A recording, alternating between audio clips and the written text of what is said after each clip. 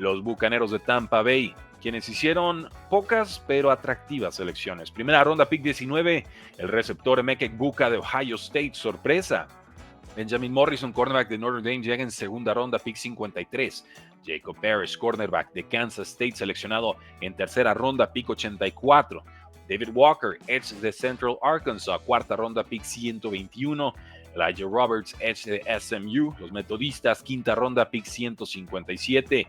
Una joyita, Tess Johnson, receptor de Oregon, el diminuto, no tan rápido, pero muy productivo y ágil.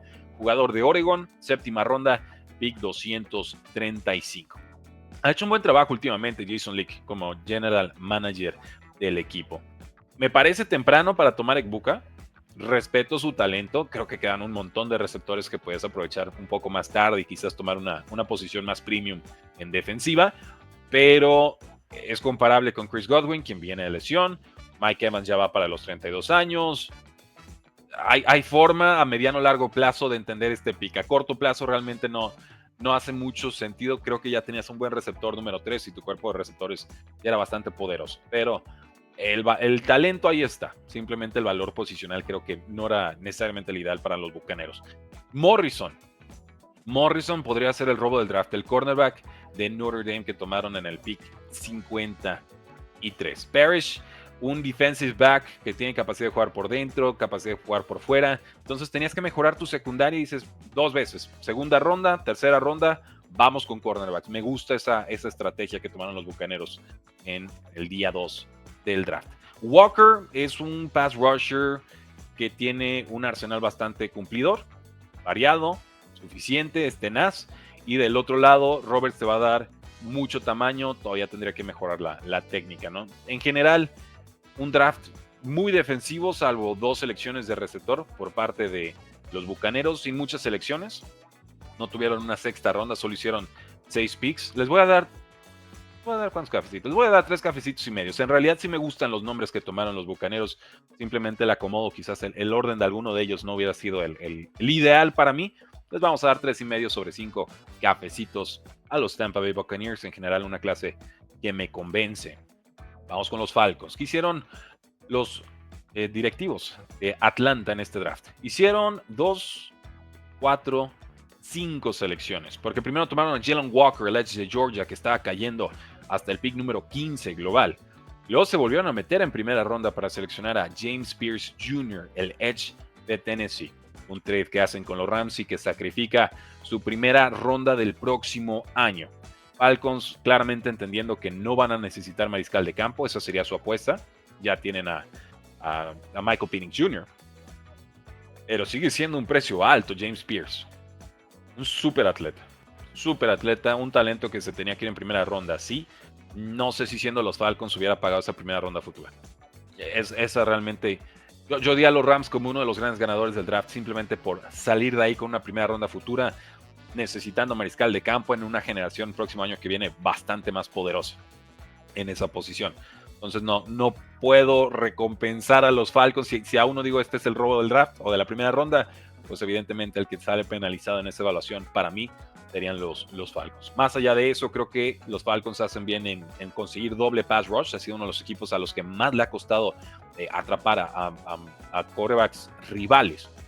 La división está muy a modo, digo, los Bucaneros han tenido una tiranía ahí los últimos 4 años, pero Falcons ya tiene quarterback, tiene un cuerpo de corredores y receptores muy intrigante. A la cerrada todavía sigo confiando en Kyle Pitts. Hay que fortalecer un poquito más la línea ofensiva. Se te fue tu centro Drew Dalman. Y en defensa, salvo la secundaria, quizás todo es mejorable. Entonces el general manager Terry Fontenot, sin miedo, paga esa primera ronda, hace double dip ahí por el edge y hace un trade importante por James Pierce Jr. de Tennessee. Watts como safety, me gusta y lo consigues casi en el pick 100. Tiene un piso alto, es un jugador que no era un super atleta, pero estaba muy involucrado en la defensiva de Notre Dame, que llegó hasta la final colegial. Bowman, todo el techo del mundo, piso inseguro, un safety de Oklahoma que tendrán que entrenar y encauzar bien porque falló muchas tacleadas en colegial y no tiene un marco muy grande para jugar en la NFL, ¿no? O sea, no tiene el tamaño arquetípico para la posición, pero están confiando en la producción. Eso es lo que le podría platicar de los picks que hicieron los Falcons. Cerraron en séptima ronda con Jack Nelson, el tackle de Wisconsin, 6'7 de altura, 316 libras, algo livianito para la posición, pero producción muy consistente. Pro Football Focus siempre calificándolo arriba de 70 cada año que tuvo como titular, esas 4 temporadas. Te ayuda sobre todo en un bloqueo de terrestre en acarreos de zona, y en ese esquema tuvo un 85 como bloqueador terrestre el año pasado. Entonces, si los Falcons quieren correr, en séptima ronda parecen haber encontrado un jugador bastante útil. Los voy a dejar en 3 cafecitos a los Falcons. Los voy a dejar en 3 cafecitos. Hasta me daban ganas de 2.5, pero simplemente por el trade. Creo que los Falcons no están a un jugador de ser contendientes. Y eso de pagar primeras rondas por alguien, eso pareciera indicar. Entonces, voy a dejar a los Falcons, los voy a dejar en 2.5. Los voy a dejar en 2.5, sí. Por proceso, no por los jugadores en sí, por el proceso. Los Falcons no están a un jugador de ser contendientes. Y pagaron como si así fuera. Entonces los voy a dejar en 2.5 de 5 porque no comparto el proceso del general manager Terry Fontenot. Y finalmente son mis evaluaciones, entonces yo los califico como quiero. Listo, muy bien. Sigamos. Santos de Nueva Orleans. ¿Qué hicieron los Saints? Primera ronda, pick 9, Kelvin Banks Jr., tackle ofensivo de Texas. En segunda ronda, el quarterback Tyler Shough de Louisville. En tercera, 2 selecciones. En el 71, Vernon Broughton, liniero defensivo de Texas. En el 93, Jonas Sanker, safety de Virginia. En cuarta ronda, doble selección. En el 112, Danny Stutzman, linebacker de Oklahoma. Y en el 131, Quincy Riley, el cornerback de Louisville. Luego tenemos a Devin Neal, el jugador que hemos comentado de sexta ronda, corredor de Kansas. Nos gusta la opción. Y en séptima ronda, doble pick. El 248, Moliki Matavao, el ala cerrada de UCLA. Y en el 254, Fadil Dix, el edge de Syracuse. Los Saints tenían un mundo de necesidades. Muchísimas. No las iban a resolver todas en este draft. Entonces, tomas buenos jugadores donde los encuentras. Creo que lo hicieron con Kelvin Banks. Muy en la línea de unos Cowboys tomando a Tyler Booker. Así como que tackles, lineos interiores, quizás no los más presumidos, los más vistosos, pero es lo que necesitas, ¿no? Como el pan nuestro de cada día, Kelvin Banks tendría que ser un buen jugador por mucho tiempo en la NFL. El tema para mí es Tyler Shough, ¿no? El quarterback de Louisville. Vamos, si crees que va a ser tu quarterback titular, pagar una segunda ronda por él es una ganga. Pero no confío en ellos. Realmente no confío en el proceso de evaluación de quarterback que acaban de hacer aquí. Banks te va a ayudar mucho como bloqueador mucho tiempo. Broughton te va a dar un piso alto. Stutzman tiene mucho recorrido.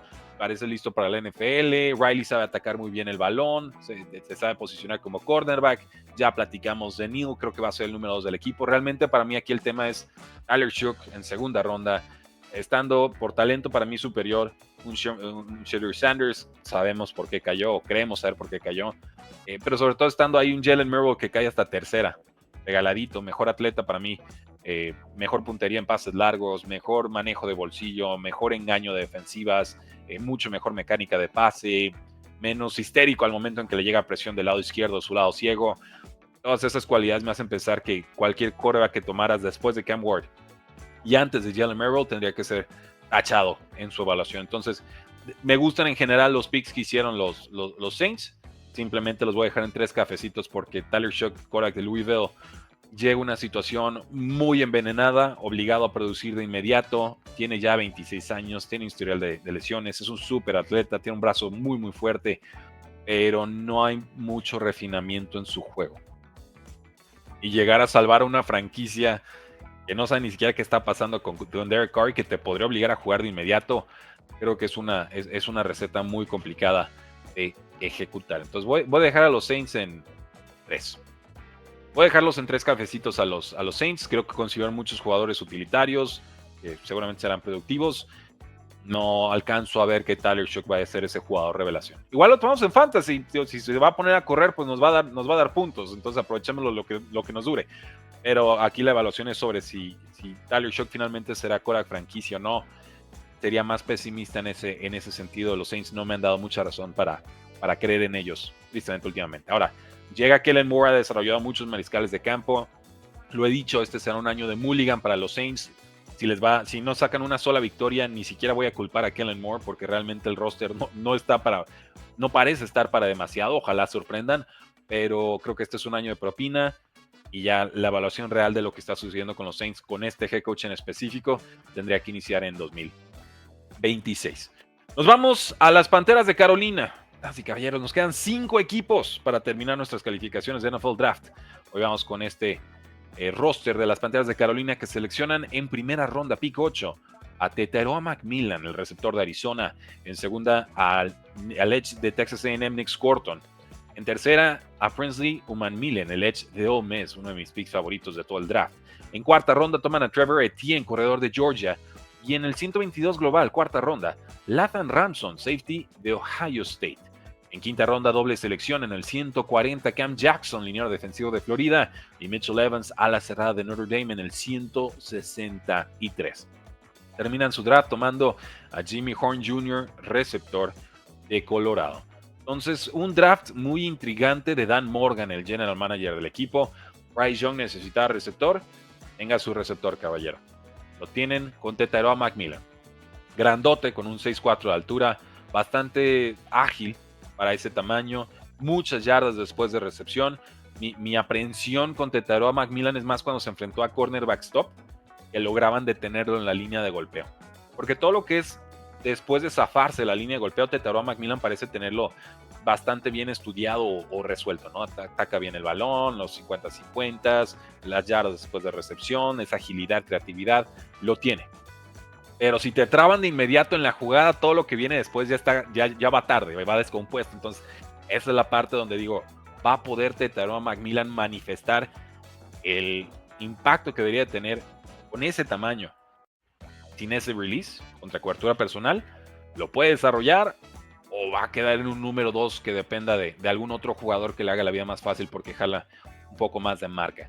Esa sería mi duda con él. Creo que muchos están viendo a Tetairoa McMillan como un jugador ya muy hecho. Son muy generosas las comparaciones con un Mike Evans, con un Drake London de los Falcons.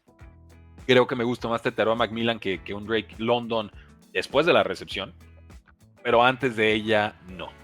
Y esa es la parte que me preocupa un poquito con Tetairoa, que lo tomaron temprano, pero entiendo por qué. McMillan, Scorton, tienen juegos muy refinados, muy productivos en la SEC, como defensive ends, la clase de jugador que los pones y te olvidas de ellos porque confías en que van a producir. Ya platicamos de Etienne, un descuentazo, creo que tiene mejor visión que su hermano en Jacksonville. Ransom da un poco de profundidad como safety. Jackson es enorme, va a jugar como en el interior de la línea. Evans podría ser muy seguro como jugador, tuvo manos bastante productivas en colegial, en Notre Dame, dominando a defensivos, con un 72, casi 73% de balones disputados, atrapados. O sea, los que eran 50-50, Mitchell Evans los convirtió en 73% de pases atrapados. Y eso es bastante bueno, eso es bastante productivo. Jimmy Horn Jr., no el receptor más sonado de Colorado, por supuesto, esto era para Hunter, pero tuvo una calificación de 65 el año pasado, promediando unas 12 yardas por recepción. Parece un jugador complementario sin poco más. A los Panthers les voy a dar 4 de 5 tacitas de café. Me gusta mucho el draft de los Falcons. Les digo, Tetairoa McMillan es mi duda, porque veo que se fueron varios buenos receptores después, pero finalmente con este nivel de producción, de como big slot que puntualmente puedas usar externo, creo que Tetairoa McMillan era el jugador a tomar o atacar. Pero, por ejemplo, me gusta más la idea de un Jaden Higgins pagando una segunda ronda que de un Tetairoa McMillan pagando un pick 8 global. Y los dos son de 6'4 de altura, los dos son jugadores muy atractivos, explosivos y demás. Entonces, esa es la parte quizás que penalizaría un poquito más de este draft. Lo voy a dejar en 3.5, lo voy a dejar en 3.5 la calificación. Creo que hubiera atacado de forma distinta la primera ronda, lo demás sí me gusta y bastante. Y de nuevo, esto no es un veredicto final sobre si el jugador va a producir o no. El jugador me gusta, es simplemente un tema de valor posicional y qué tanta convicción tienes en que ese jugador pueda valer lo que se cree que va a valer, ¿no? Lo dejamos en 3.5 tacitas de café, casi 4 para las Panteras de Carolina. Ya lo tienen, damas y caballeros, en 26 minutos todas las noticias y calificaciones del draft para su podcast Precio del Éxito NFL. Recuerden que se pueden hacer miembros en preciodelexito.com. Tienen su chat privado y hablamos de béisbol, de Fórmula 1, de qué está pasando con Rafael Devers en Boston, se va, se queda, qué pleito traen ahí con la gerencia de NFL, por supuesto, y hasta del Papa, que resulta que es fan de los White Sox de Chicago, un egresado de Villanova. Todo eso y más está sucediendo en preciodelexito.com, sus videos privados, sus rankings de dinastía, sus rankings de fantasy fútbol y sus tutoriales de apuestas. Los espero, preciodelexito.com. Las próximas 3 personas que se hagan miembros anuales pueden pedirme la biografía deportiva que gusten con dedicatoria. Las próximas 3 personas. Entonces, los espero, preciodelexito.com, porque la NFL no termina. Y nosotros tampoco.